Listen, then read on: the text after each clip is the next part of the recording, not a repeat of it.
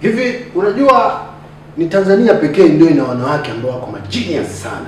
Wewe mwanamke wako wewe mkeo unamwona tu kawaida, yaani unamwona hajui kusoma huyu, hana elimu yoyote, lakini wana akili yao, wana nature yao. Ndio mwanamke anaweza akasoma message ya kwenye simu yako bila hata kushika simu yako. Bila hata kushika simu yako. Yaani anakaa kochi hili na wewe umekaa kochi hili. Message ikaingia. Kwanza pale wako na kaukimya kanatawala. Wewe unaanza nikisema nisisome atajiuliza kwa nini sijasoma. Acha nisome. Ukiweza kusoma leo unaondoka unasema ngoja nifike center. Nasikia naona center. Msalimie Habiba. Kitambo ashajua.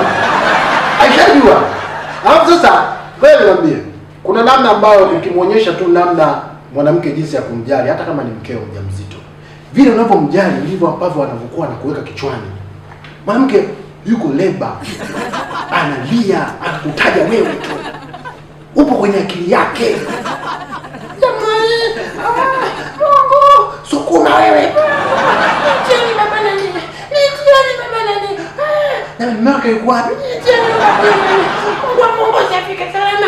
Yaani mtu yuko kwenye vita bado anakukumbuka wewe. Wewe hujali mimba yake. Miezi 9 yote huko hivi. Mwanamke yuko leba. Tunatukana mpaka sisi tusiokuwa na hatia. Wanaume wote mpwa. Mteni mmewata, mtamtoa mgongo mkubwa.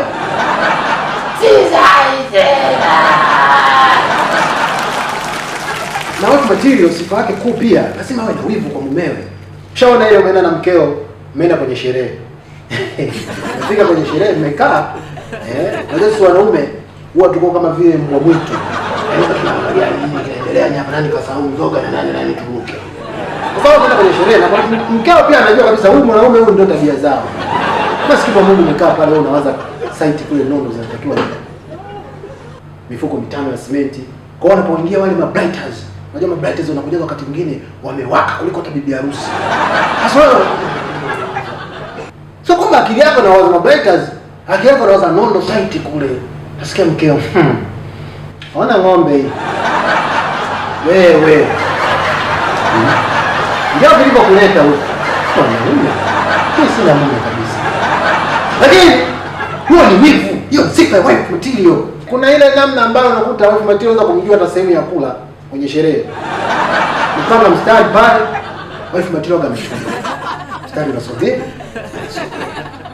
Mstari unasogea, anasogea. Lakini kama mtu sio wife material, mwanamke utamjua.